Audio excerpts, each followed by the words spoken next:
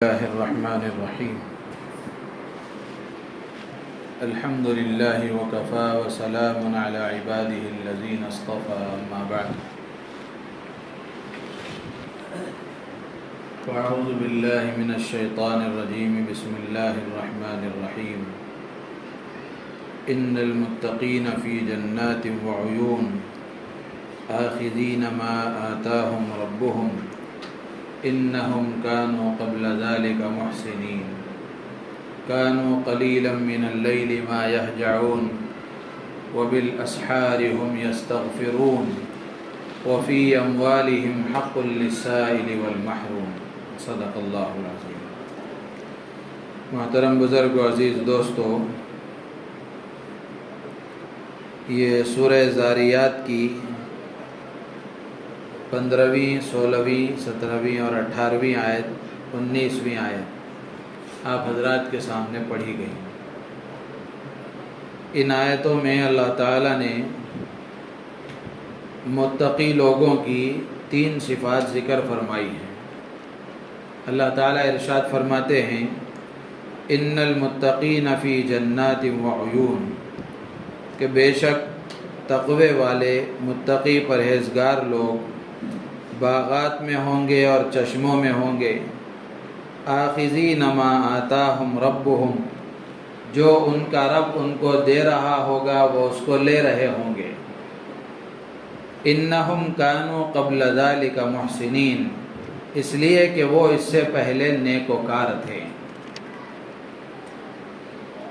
اس میں اللہ تعالیٰ فرماتے ہیں کہ قیامت کے دن اللہ تعالیٰ تقوی والوں کو ان کا بدلہ عطا فرمائیں گے، نعمتیں عطا فرمائیں گے، اور اللہ تعالیٰ اپنا قرب خاص عطا فرمائیں گے۔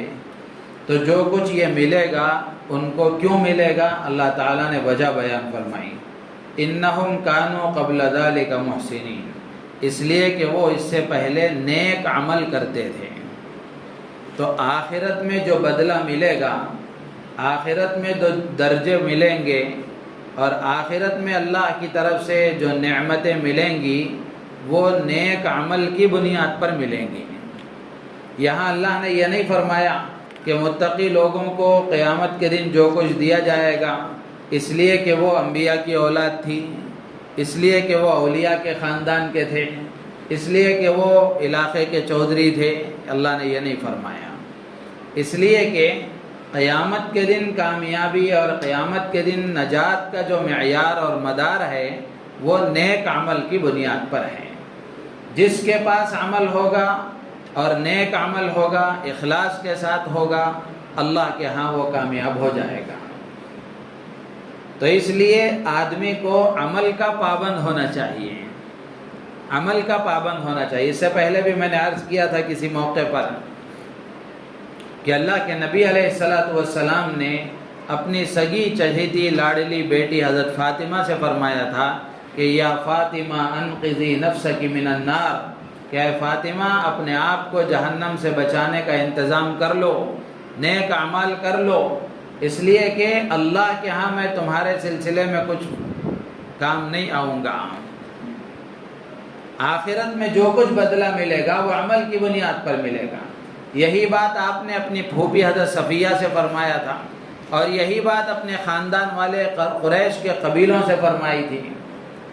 تو اس لیے یہ غلط فہمی آدمی کو دل و دماغ سے نکال دینا چاہیے کہ فلاں کا دامن پکڑ لیں گے یا فلاں کے پیچھے چل جائیں گے تو فلاں ہمیں جنت میں لے کر چلے جائیں گے۔ ایسا نہیں ہوگا، بلکہ آدمی کو عمل کا پابند ہونا ضروری ہے۔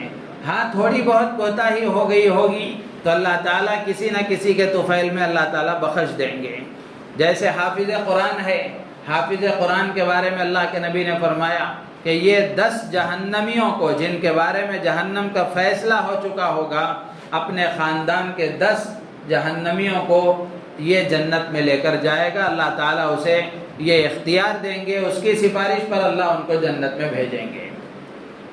تو الغرض عرض یہ کرنا ہے کہ اللہ فرماتے ہیں کہ قیامت کے دن ان کو جو ان کا رب دے گا وہ کیوں دے گا؟ اس لیے کہ وہ اس سے پہلے یعنی دنیا میں نیک کام کیا کرتے تھے۔ تو اس لیے ایک پیغام تو یہ ہے کہ آدمی کو عمل کا پابند ہونا چاہیے۔ اور یہ بات پتے کی بات ہے۔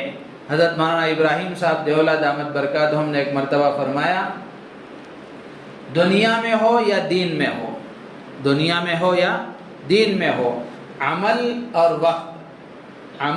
وقت یہ دونوں کی پابندی کے بغیر آدمی ترقی نہیں کر سکتا۔ دنیا میں ترقی کے لیے بھی ضروری ہے کہ آدمی عمل کا پابند ہو، جو کام کر رہا ہے وہ محنت کے ساتھ پابندی کے ساتھ کرے، اور وقت کا لحاظ رکھے، وقت کا بھی پابند ہو۔ دل میں آیا مہینے میں ایک مرتبہ دکان کھول رہا ہے، 2 مہینے میں ایک مرتبہ دکان کھول رہا ہے، جی میں آیا تو کھول لیا، جی میں آیا تو بند کر دیا، ترقی کرے گا کیا؟ نہیں ہوگا۔ تو عمل کی پابندی بھی ضروری ہے، وقت کی پابندی بھی ضروری ہے۔ تو دونوں کے پابندی پر اللہ تعالیٰ اسے دنیا میں بھی ترقی دیں گے، دین میں بھی ترقی دیں گے۔ تو اس لیے نیک عمل کا اپنے آپ کو پابند بنانا ہے۔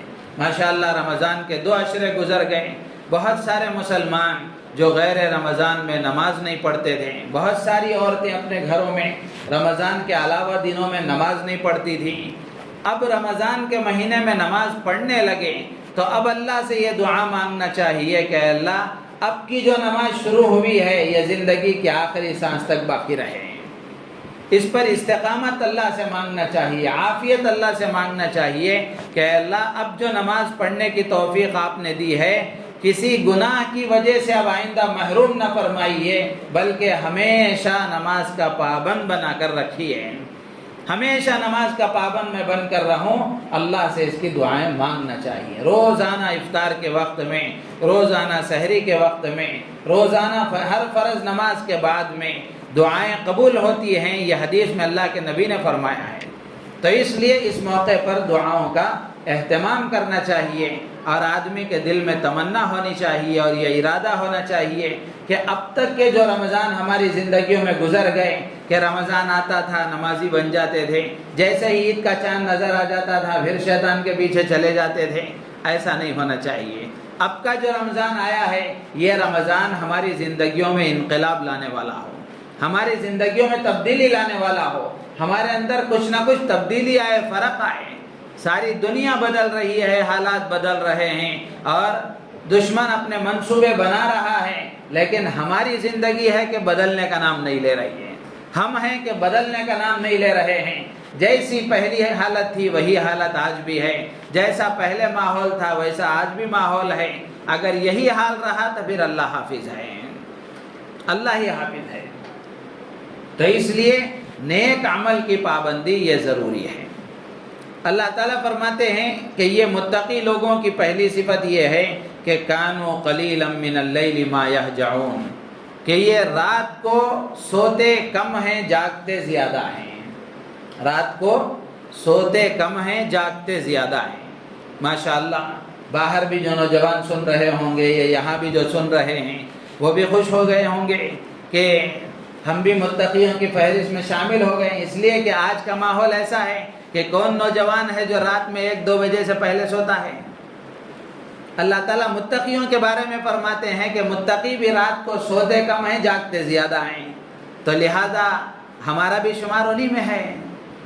یقیناً ایک اچھی عادت ہے رات کو جاگنا، لیکن یہ جاگنا موبائل میں گھرتے ہوئے نہیں ہے، یہ جاگنا ہوٹلوں میں چوراہوں پر بیکار گفتگو میں نہیں ہے، یہ جاگنا کسی اجنبی لڑکی سے محبت کے ساتھ گفتگو کرتے ہوئے نہیں ہے، یہ جاگنا کوئی فلم وغیرہ دیکھتے ہوئے نہیں ہے، یہ جاگنا بیکار وقت گزارتے ہوئے نہیں ہے۔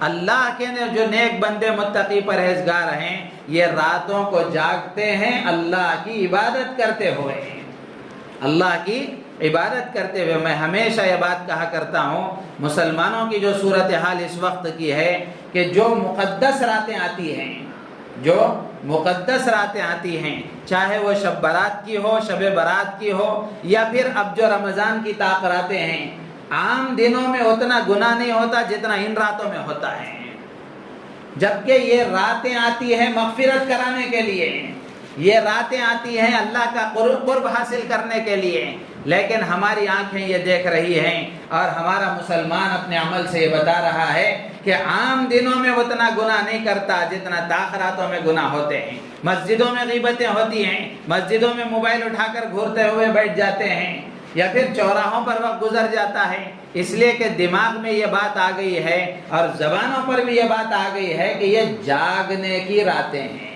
ہرگز نہیں ہیں، ہرگز نہیں ہیں، جاگنے کی راتیں ہرگز نہیں ہیں، عبادت کی راتیں ہیں۔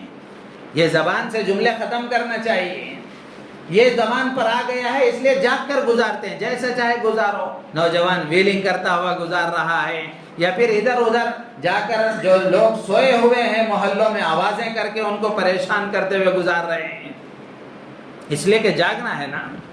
تو یہ جاگتے ہوئے گزارنا، یہ جاگنے کی راتیں، یہ جو تصور ہے غلط ہے۔ جاگنے کی راتیں نہیں ہیں، عبادت کی راتیں ہیں۔ پوری رات آپ جاگیں، اللہ توفیق دے، اگر عبادت کے ساتھ ہو تو اچھی بات ہے، ورنہ آپ عشاء کی نماز پڑھ لیں، تراویح پڑھ لیں اور اطمینان سے جا کر آرام کر لیں، پھر آخری پہر میں اٹھ کر تہجد کی نماز پڑھ لیں، پھر فجر کی نماز جماعت کے ساتھ پڑھ لیں، اس سے اچھا کوئی کام نہیں ہے، اس سے اچھا کوئی کام نہیں ہے۔ انشاءاللہ آپ کو تاخیرات کا ثواب مل جائے گا۔ اگر شب قدر ہوگی تو تہجد جو آپ نے پڑھی ہے اس میں عبادت اگر آپ نے کی ہے تو وہ بھی چونکہ رات ہی میں ہوئی ہے نا، تو وہ رات اگر شب قدر ہوگی تو اللہ تعالیٰ ثواب عطا فرما دیں گے۔ اگر اللہ توفیق دے تو زیادہ سے زیادہ دیر عبادت کریں، لیکن عبادت کے لیے، عبادت کے لیے، بیکار گفتگو کے لیے نہیں، چوراہوں پر وقت گزارنے کے لیے نہیں۔ تو اللہ تعالیٰ متقیوں کے بارے میں بتاتے ہیں کہ یہ جو متقی لوگ ہیں رات کو سوتے کم ہیں، جاگتے زیادہ ہیں۔ حضرت حسن بصری رحمۃ اللہ علیہ فرماتے ہیں کہ متقیوں کے بارے میں اللہ تعالیٰ جو فرما رہے ہیں کہ یہ رات کو جاگ کر عبادت کی مشقت برداشت کرتے ہیں، عبادت کی مشقت برداشت کرتے ہیں۔ معمولی بات نہیں ہے رات کو جاگنا، معمولی بات نہیں ہے، نفس پر بڑا بوجھ ہے، یہ نفس پر بڑا بوجھ ہے کہ آدمی رات کو جاگے عبادت کے ساتھ، رات کو جاگے عبادت کے ساتھ، یہ بہت بڑی بات ہے۔ اور کوئی آدمی راتوں کی تنہائیوں میں اللہ کی عبادت کیے بغیر ولی نہیں بنتا۔ کوئی آدمی رات کی تنہائیوں میں اللہ سے راز و نیاز کے بغیر، اللہ کی عبادت کے بغیر، اللہ کے سامنے گڑ گڑائے بغیر وہ ولی نہیں بنتا۔ تو اس لیے رات کو جاگنا عبادت کے لیے یہ مطلوب ہے، پسندیدہ ہے۔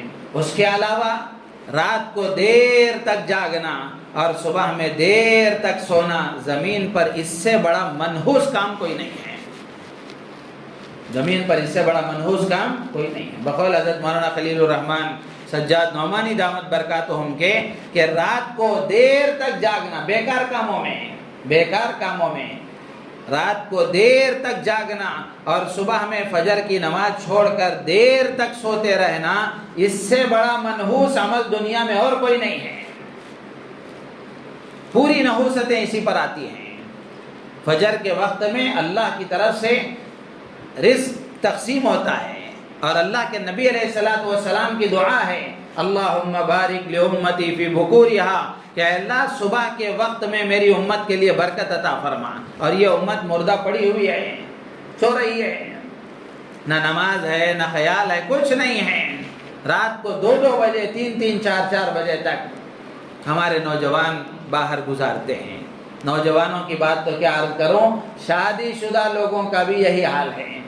ہمارے ہاں مدینہ مسجد کے پاس ایک نوجوان کے بارے میں معلوم ہوا، اس کی شادی ہو گئی، میرے علم میں تھا، لیکن معلوم ہوا کہ شادی ہونے کے باوجود بھی رات میں گھر میں کھانا کھانے کے بعد ویسے ماحول ایسا بن گیا ہے جو انتہائی نقصان دہ ہے کہ رات میں 12 بجے کھانا کھاتے ہیں۔ کتنا بڑا نقصان ہے۔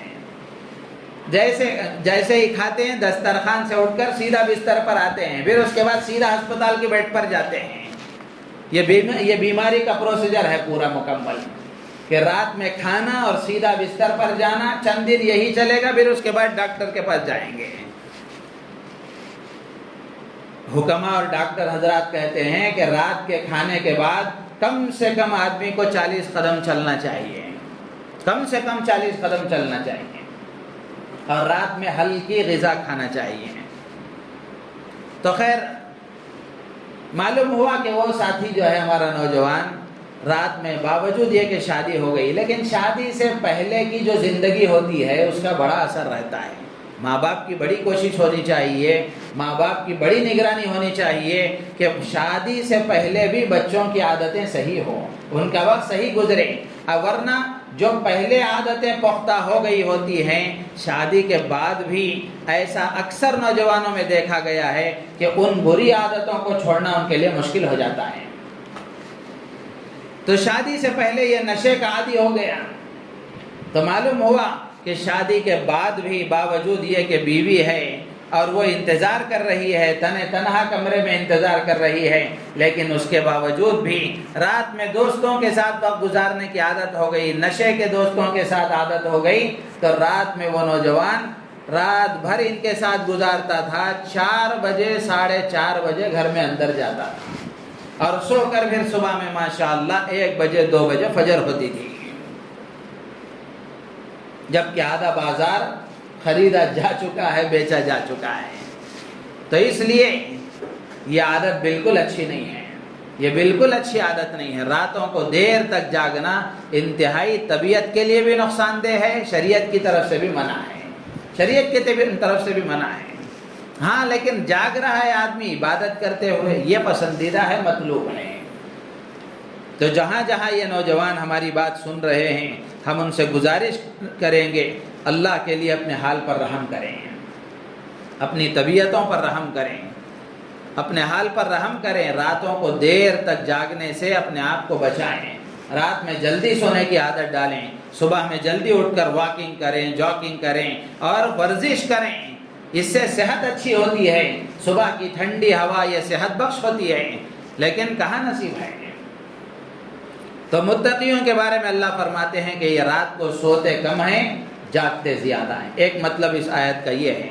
دوسرا مطلب بعض مفسرین نے عربی عبارت اور اس کی ترکیب کے لحاظ سے ایک مطلب یہ بیان کیا ہے کہ اللہ کے جو نیک بندے ہیں رات میں کچھ حصہ ان کا ایسا ہوتا ہے جو حصہ وہ جاگ کر اللہ کے سامنے عبادت کرتے ہیں، یعنی پوری رات نہیں، اکثر حصہ نہیں، رات میں سے کچھ حصہ وہ اللہ کے سامنے عبادت میں گزارتے ہیں۔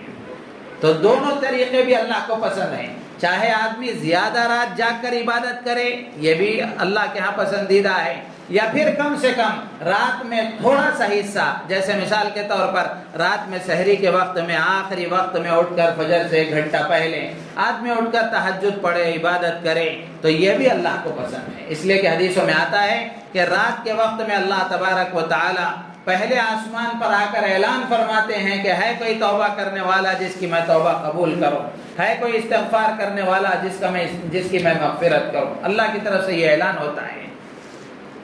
تو اس لیے دونوں چیزیں، حضرت انس رضی اللہ تعالیٰ عنہ فرماتے ہیں اور حضرت ابو العالیہ رحمۃ اللہ علیہ فرماتے ہیں کہ مغرب اور عشاء کے درمیان میں نماز پڑھنے والے حضرات اس تفسیر کے مطابق وہ بھی اس میں داخل ہیں۔ حضرت ابو جعفر باقر رحمۃ اللہ علیہ وہ فرماتے ہیں کہ جو عشاء کی نماز سے پہلے نہیں سوتے وہ بھی اس میں داخل ہیں، اس لیے کہ رات کا تھوڑا حصہ نہ عبادت کرنا ہے۔ اور رات کب شروع ہوتی ہے؟ مغرب سے شروع ہوتی ہے، جب سورج غروب ہو جاتا ہے اس کے بعد سے رات اسٹارٹ ہو جاتی ہے، شروع ہو جاتی ہے۔ اب اگر ہم اپنا جائزہ لیں گے تو آدھی رات گزرنے کے بعد ہم سوتے ہیں، آدھی رات گزرنے کے بعد ہم سوتے ہیں، جبکہ یہ رات اللہ نے آرام کے لیے بنائی ہے اور آدھی رات ہم بیکار گزار دیتے ہیں۔ تو اس لیے متقیوں کی صفت بیان فرمائی اللہ نے کہ وہ رات کو سوتے کم ہیں، جاگتے زیادہ ہیں، یا پھر رات کا کچھ حصہ وہ اللہ کے سامنے عبادت میں گزارتے ہیں۔ دونوں میں سے جس میں بھی ہم شامل ہو سکتے ہیں یہ ہمارے لیے سعادت کی بات ہے۔ اور رات کے وقت میں جاگنا، عبادت کرنا، یا سحری کے وقت میں عبادت کرنا، اللہ کے نبی علیہ السلام نے اس کی ترغیب دی ہے۔ حدیث میں آتا ہے یا ایھا الناس اطعموا الطعام وصلوا الارحام وافشوا السلام وصلوا باللیل والناس نیام تدخلوا الجنۃ بسلام۔ اللہ کے نبی علیہ السلام نے فرمایا ہے کہ لوگوں کھانا کھلاؤ، لوگوں کو کھانا کھلاؤ، کھانا کھلانا، بھوکوں کو سیراب کرنا بہت بڑی نیکی ہے، بہت بڑا عمل ہے۔ بھوکا مسلمان ہو غیر مسلم ہو اس سے کوئی لینا دینا نہیں ہے، جو بھوکا ہے اس کو کھانا کھلانا یہ بڑے ثواب کا کام ہے۔ تو لوگوں، اللہ کے نبی فرماتے ہیں کہ لوگوں کھانا کھلاؤ، وصلوا الارحام، رشتے ناتوں کو جوڑو نبھاؤ، رشتے ناتوں کو جوڑو، رشتے داروں کے حق ادا کرو۔ اور پھر اللہ کے نبی فرماتے ہیں وَافْشُوا السلام، سلام پھیلاؤ، سلام کا رواج دو۔ سلام کے بارے میں نے کسی وقت تفسیر میں عرض کیا تھا کہ ہمارا مزاج بننا چاہیے، بہت بڑی دعا ہے سلام، بہت بڑی دعا ہے۔ ماں باپ بچوں کو سلام کریں، بچے ماں باپ کو سلام کریں، گھر میں آتے ہوئے جاتے ہوئے سلام کا ماحول بنے، اللہ کی طرف سے رحمتیں نازل ہوں گی۔ اور پھر اللہ کے نبی فرماتے ہیں وَصَلُّوا بِاللَّيْلِ وَالنَّاسُ نِيَامٌ، رات میں اٹھ کر نماز پڑھو جب لوگ سو رہے ہوں، جب لوگ سو رہے ہوں۔ یہ کام کرو گے تو کیا ہوگا؟ اللہ کے نبی فرماتے ہیں تَدْخُلُ الْجَنَّةَ بِسَلام، سلامتی کے ساتھ جنت میں داخل ہو جاؤ گے۔ تو اس لیے اللہ کے نبی قرآن میں اللہ فرماتے ہیں کہ متقیوں کی ایک صفت یہ ہے کہ وہ رات کو عبادت کرتے ہیں۔ اور پھر ایک اور صفت اللہ تعالیٰ فرماتے ہیں وَبِالْأَسْحَارِ هُمْ يَسْتَغْفِرُونَ، کہ سحری کے وقت میں، یعنی پوری رات گزرنے کے بعد، رات کے آخری حصے میں پوری رات عبادت کر کے یا رات کا کچھ حصہ عبادت کر کے جب رات ختم ہونے کے لیے کچھ وقت باقی رہتا ہے تو اس وقت میں وہ استغفار کرتے ہیں، معافی مانگتے ہیں۔ اب دونوں میں بظاہر جوڑ معلوم نہیں ہوتا، استغفار تو گناہ پر کیا جاتا ہے، معافی تو غلطی سے کی جاتی ہے، غلطی پر کی جاتی ہے، کوتاہی پر معافی مانگی جاتی ہے۔ یہاں ان لوگوں نے پوری رات عبادت کی ہے، تو پوری رات عبادت کرنے کے بعد رات کے آخری حصے میں اللہ سے معافی مانگنے کا کیا مطلب ہے؟ تو مفسرین نے لکھا ہے کہ یہ راتوں کو اللہ کے سامنے عبادت کرنے والے پوری رات عبادت کرنے کے بعد بھی ان کو یہ احساس ہوتا ہے کہ اللہ کی عبادت کا جو حق ہے وہ حق ہم سے ادا نہیں ہو سکا، اللہ کی عبادت کا جو حق ہے وہ ہم سے ادا نہیں ہو سکا۔ تو اس لیے پوری رات عبادت کرنے کے بعد بھی وہ اللہ کے سامنے یہ التجا کرتے ہیں کہ پروردگار جیسی عبادت کرنی چاہیے تھی، جیسی تیری عبادت کا حق تھا وہ حق ہم سے ادا نہیں ہو سکا، اس جرم پر ہم تجھ سے معافی مانگتے ہیں۔ اللہ کے نیک بندے ایسے ہوتے ہیں جو نیک کام کرنے کے بعد بھی اللہ سے معافی مانگتے ہیں۔ ہمارا حال ایسا ہے کہ ہم گناہوں میں لت پت ہیں، اٹھتے بیٹھتے چلتے پھرتے روزانہ گناہ ہم سے ہو رہے ہیں، لیکن پھر بھی ہمیں معافی مانگنے کی توفیق نہیں ہے۔ تو اس لیے معافی مانگنا، توبہ اور استغفار کرنا یہ اللہ کو بہت پسند ہے۔ پھر آگے اللہ فرماتے ہیں وَفِي أَمْوَالِهِمْ حَقٌّ لِلسَّائِلِ وَالْمَحْرُومِ، کہ ان کے مالوں میں سوال کرنے والے اور سوال نہ کرنے والے دونوں کا حق ہوتا ہے۔ یعنی متقیوں کی ایک صفت اللہ تعالیٰ یہ بیان فرماتے ہیں کہ متقی لوگ صرف بدنی عبادت نہیں کرتے، نماز روزے کے حد تک نہیں رہتے، بلکہ مالی عبادت میں بھی وہ بڑھ چڑھ کر حصہ لیتے ہیں۔ اللہ کے راہ میں اللہ کو خوش کرنے کے لیے جیسے وہ اپنے بدن سے عبادت کرتے ہیں، ایسے ہی اپنا مال بھی خرچ کرتے ہیں، اپنا مال بھی خرچ کرتے ہیں۔ کس پر خرچ کرتے ہیں؟ ان لوگوں پر جو اپنی ضرورت کو ظاہر کرتے ہیں، جو محتاج ہے، ضرورت مند ہے اور اپنی ضرورت کو ظاہر کرتا ہے، تو اس کو اللہ فرماتے ہیں للسائل، سوال کرنے والا، ضرورت کا اظہار کرنے والا، اس پر بھی وہ اپنا مال خرچ کرتے ہیں۔ اور اسی طریقے سے والمحروم، محروم کہتے ہیں کہ ایسا شریف آدمی، ایسا عزت نفس رکھنے والا آدمی کہ ہے وہ محتاج لیکن اپنی محتاجگی لوگوں کے سامنے نہیں بتاتا، ہے وہ ضرورت مند لیکن اپنی ضرورت کا لوگوں کے سامنے اظہار نہیں کرتا۔ اللہ کے متقی پرہیزگار بندے ایسے ہوتے ہیں کہ وہ لوگوں پر نظر رکھتے ہیں، دنیا سے بے خبر نہیں ہوتے، صرف مسجد کا کونا پکڑ کر استغفر اللہ سبحان اللہ بولنے والے نہیں ہوتے۔ متقی لوگ ایسے ہوتے ہیں کہ وہ جہاں اللہ سے تعلق اپنا مضبوط رکھتے ہیں، وہیں اللہ کے بندوں سے بھی ان کا تعلق مضبوط ہوتا ہے، ان کے حالات سے بھی وہ واقف ہوتے ہیں کہ ہمارے محلے میں بسنے والے لوگوں کا کیا حال ہے، کتنی بیوائیں ہیں، کتنے ضرورت مند ہیں، کتنے یتیم بچے ہیں، اور کیسے کیسے لوگ ہمارے محلے میں رہتے ہیں، پورے محلے سے وہ واقف رہتے ہیں، بے خبر نہیں رہتے اللہ کے متقی بندے۔ تو ایسے لوگ جو اپنی ضرورت کا اظہار نہیں کرتے، ایسے لوگوں پر بھی وہ اپنا مال خرچ کرتے ہیں، ایسے لوگوں پر بھی اپنا مال خرچ کرتے ہیں۔ اور اللہ نے جو تعبیر استعمال فرمائی ہے اور اللہ نے جو لفظ ارشاد فرمایا ہے کہ ان کے مالوں میں سوال کرنے والے اور سوال نہ کرنے والے، سوالی اور بے سوالی دونوں کا حق ہوتا ہے۔ اللہ نے یہ نہیں فرمایا کہ متقی بندے سوال کرنے والے پر بھی خرچ کرتے ہیں، سوال نہ کرنے والے پر بھی خرچ کرتے ہیں، ایسا اللہ نے نہیں کہا، بلکہ اللہ نے کیا کہا؟ ان کے مال میں ان کا حق ہوتا ہے۔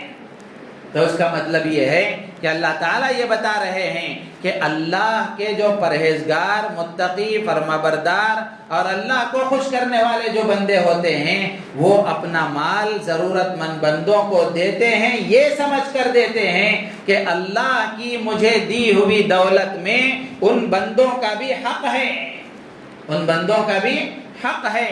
اور حقدار کو دینا کوئی احسان نہیں ہوتا۔ کسی سے آپ نے 1,00,000 روپیہ قرض لیے اور جب پھر بعد میں جو وقت آپ نے طے کیا تھا اس وقت میں وہ 1,00,000 روپیہ قرض لے جا کر آپ نے اس کو واپس دے دیا تو اس پر احسان کیا کیا؟ نہیں ہے، جو حق تھا وہ حق ادا کر دیا۔ تو اللہ کے جو متقی پرہیزگار بندے ہیں وہ ایسے ہوتے ہیں کہ ضرورت مند بندوں کو جو وہ مال دیتے ہیں، پیسہ دیتے ہیں، یہ سمجھ کر دیتے ہیں کہ مجھے اللہ نے جو مال اور دولت دیا ہے اس مال اور دولت میں اس کا حق ہے، اور حق والے کو حق دے کر کوئی احسان نہیں جتاتا، حق والے کو حق دے کر کوئی احسان نہیں جتاتا۔ تو اس میں ایک اشارہ اس کا بھی ہے کہ اللہ کے جو فرمانبردار بندے ہوتے ہیں، متقی پرہیزگار ہوتے ہیں، وہ کسی ضرورت مند بندے کو دے کر اس کو تکلیف نہیں پہنچاتے، احسان نہیں جتاتے، کسی بھی طرح سے اس کو تکلیف نہیں پہنچاتے، بلکہ اس کا احسان مانتے ہیں کہ اس نے میرا پیسہ لے لیا، میری زکوٰۃ ادا کرنے کا اس نے حق ادا کر دیا، اگر وہ میری زکوٰۃ نہ لیتا تو میں کیسے زکوٰۃ ادا کرتا؟ تو دینے والا احسان نہیں کر رہا ہے، لینے والا احسان کر رہا ہے۔ لیکن اب جو صورتحال ہے وہ ہم دیکھ رہے ہیں، دینے والا سینہ چوڑا کرتا ہے، زبان اس کی لمبی ہو جاتی ہے، بول چال اس کے الگ ہو جاتے ہیں، آنکھیں چوڑی ہو جاتی ہیں، دے کر وہ یہ سمجھتا ہے میں نے اس پر احسان کر دیا۔ کون سا احسان کیا ہے؟ آپ نے کسی مدرسے کو چندہ دیا یا کسی مسجد کے تقاضے کو پورا کیا، کسی ضرورت مند بندے کو دیا تو کسی پر احسان نہیں کیا ہے، بلکہ اپنے اوپر احسان کیا ہے، اور لینے والوں نے آپ پر احسان کیا ہے کہ آپ کا پیسہ لے کر آپ کو ثواب کا مستحق بنایا ہے، آپ کو ثواب کا مستحق بنایا ہے۔ کسی سفیر کو پیسے آپ نے دیے مدرسے کے لیے، کسی مدرسے کو آپ نے چندہ دیا، مدرسے پر احسان نہیں ہے کہ اب آپ نے چندہ دے کر یہ سوچا کہ محتمم صاحب روز مجھے مل کر سلام کریں، یا میں جہاں نظر آؤں وہ مجھے دیکھ کر ذرا ہنستا چہرہ بنائیں۔ نہیں، بالکل نہیں۔ مدرسے کو آپ نے دیا ہے تو لینے والے محتمم صاحب وہ آپ پر احسان کر رہے ہیں، آپ ان پر احسان جتا رہے ہیں، تو اس کا مطلب ایسا ہوا کہ آپ نے مثال کے طور پر عشاء کی نماز مسجد میں پڑھی اور نماز پڑھنے کے بعد باہر نکلے، صدر صاحب آپ کو نظر آئے، آپ صدر صاحب سے مل کر بولے صدر صاحب آپ کی مسجد میں نے عشاء کی نماز پڑھی، کون سا احسان کیا ہے؟ آپ نے اپنا فریضہ ادا کیا ہے، صدر صاحب پر کیا احسان ہے؟ آپ نے اپنا فریضہ ادا کیا ہے، صدر صاحب پر کوئی احسان نہیں کیا ہے۔ بالکل اسی طریقے سے آپ نے کسی مدرسے کو زکوٰۃ دی، کسی ضرورت مند بندے کو زکوٰۃ دی، یا کسی محتاج کی آپ نے ضرورت پوری کی ہے، اس پر آپ نے احسان نہیں کیا ہے، اپنا فریضہ ادا کیا ہے، اپنا فریضہ ادا کیا ہے۔ جس دن یہ بات سمجھ میں آ جائے گی پھر آدمی دیتے ہوئے عاجزی کے ساتھ دے گا، عاجزی کے ساتھ دے گا، اس کے بول الگ ہوں گے، دیکھنے کا انداز الگ ہوگا، سلوک الگ ہو جائے گا۔